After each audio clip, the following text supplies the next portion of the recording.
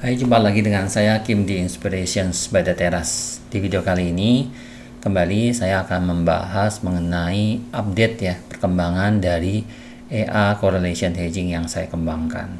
Nah, perubahan apa yang saya baru-baru ini tambahkan yaitu adalah fitur untuk mengubah level of aggressiveness ya. Jadi user itu bisa mengubah-ubah sendiri nih mau seberapa agresif EA ini berjalan ya, apakah konservatif, moderat, agresif atau spekulatif.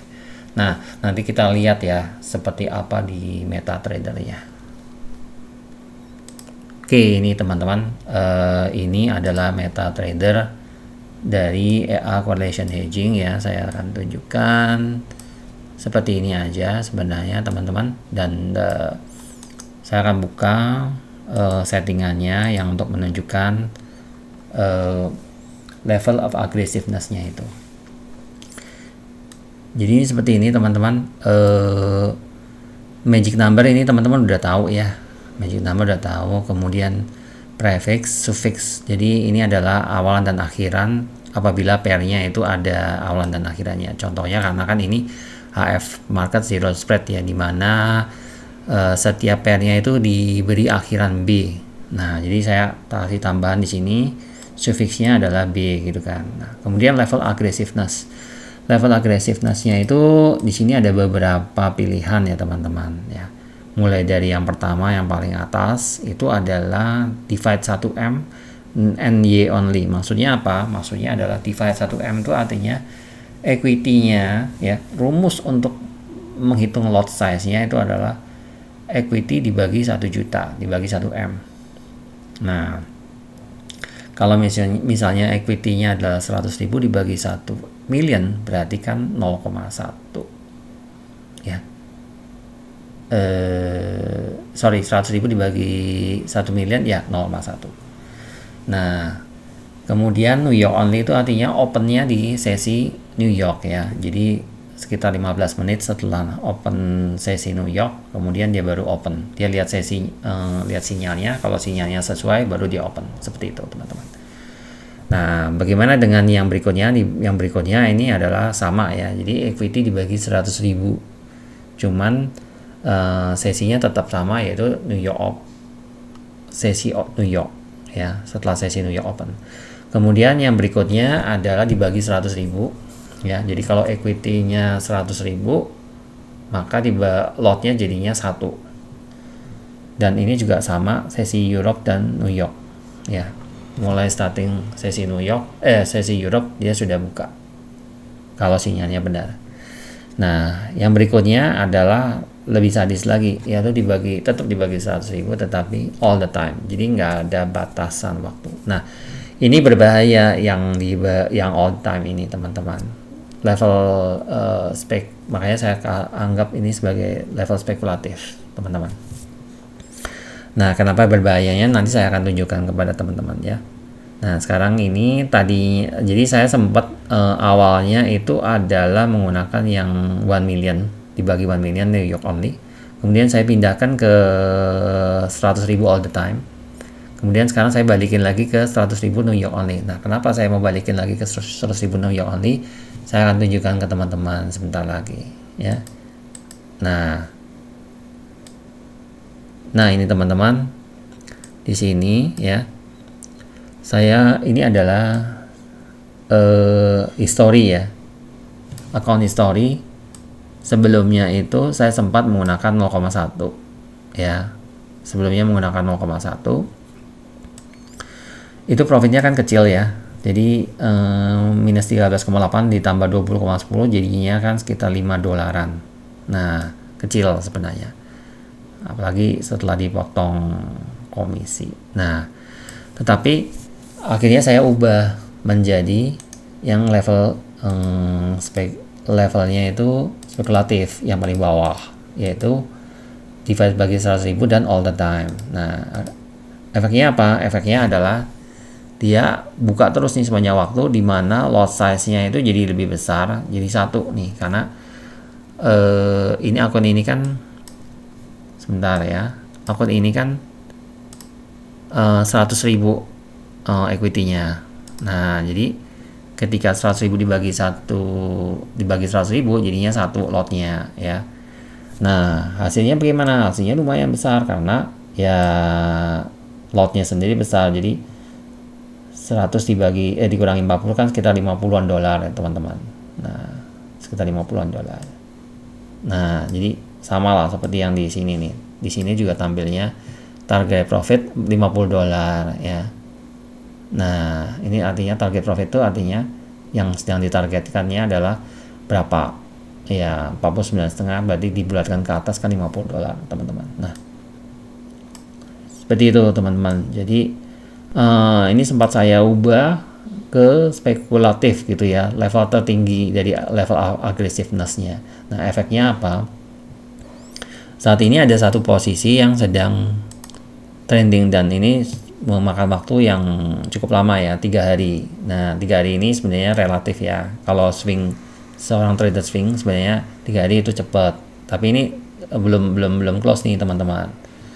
Nah, saya mau tunjukkan ke teman-teman. Jadi 3 hari itu ya berarti di hari yang dimana dia open itu ini sekarang hari keempat nih berarti ini.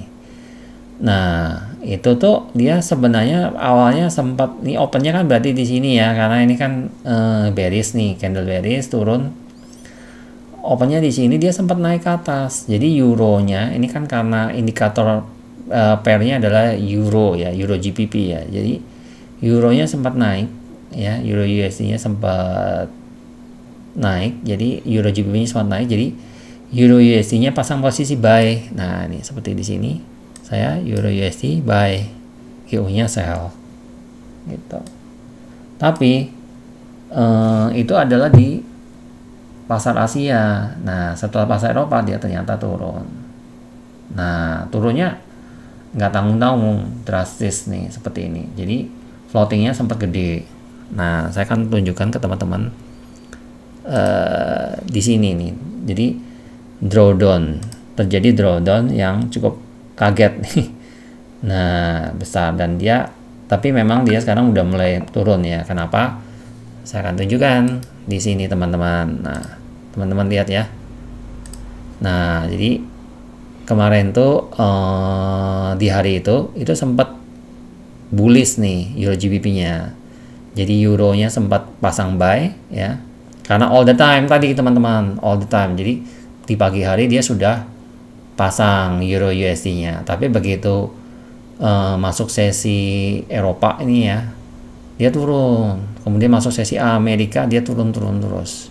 Sempat naik dikit tapi lanjut turun lagi. Jadi sampai akhir. Jadi ini hari berikutnya ya sempat bullish ya. Memang bullish ini di hari berikutnya, tapi balik lagi gitu, masih belum balik ke harga semula. Sehingga itulah sebabnya kenapa di sini drawdown ya, drawdownnya cukup tinggi dan kemudian dia sempat berbalik ya, sempat turun, tapi belum final. Kenapa? Ya karena ya ini itu tadi dia belum sampai balik lagi ke titik semula yang titik semula di sini, di level sini. Nah, jadi teman-teman, bahwa hal seperti ini adalah hal yang wajar terjadi. Ada gap antara euro dengan GBP yang cukup besar ya, sehingga terjadilah seperti ini. Nah, apakah hal ini wajar ya? Karena sebelumnya juga pernah terjadi. Nah, ini kan juga ada lonjakan. Nah, kalau misalnya sekarang posisinya euronya itu sedang euro USD-nya adalah buy ya, seperti ini, euro USD-nya buy, GU-nya sell, berarti kan kita berharap euro GBP-nya itu bullish ya teman-teman ya, seperti ini ya, naik ke atas ya. Jadi kita berharap ini nanti naik ke atas kembali ke posisi semula ya, kemudian close gitu teman-teman. Jadi seperti itu teman-teman, update dari EA correlation hedging ya. Oh ya, satu lagi paling itu sih apa namanya, penambahan fitur yang ada di EA Correlation Hedging, tetapi paling saya akan tunjukkan sedikit EA Correlation Hedging. Penambahan fitur yang lain ini tidak terlalu penting ya, tidak terlalu signifikan, tapi hanya sekedar memberikan informasi tambahan, yaitu ketika open ya, ini sudah ada sebelumnya EU dan GU gitu ya. Kemudian tiket ID-nya berapa, ukuran lotnya, kemudian target profit, lalu di sini ada penambahan informasi jam ya, jam EST ini jam Amerika, jam GMT ini jam UK. EST ini untuk teman-teman yang buka posisi New York only, dan GMT ini kalau teman-teman menggunakan yang Europe dan New York gitu ya. Jadi supaya bisa memberikan gambaran kepada teman-teman apakah sudah waktunya buka atau belum, seperti itu. Jadi itu aja teman-teman kira-kira video kali ini.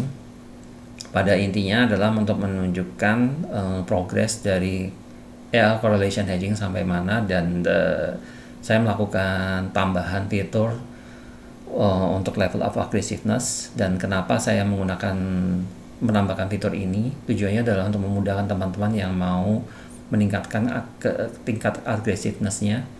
Karena kalau misalnya dibagi 1 juta itu terasa terlalu kecil hasilnya, teman-teman bisa meningkatkan ke dibagi 100.000. Tetapi teman-teman juga jadi tahu kenapa kok ada sesi New York, sesi Europe, dan all the time tadi. Nah, itu ternyata mempengaruhi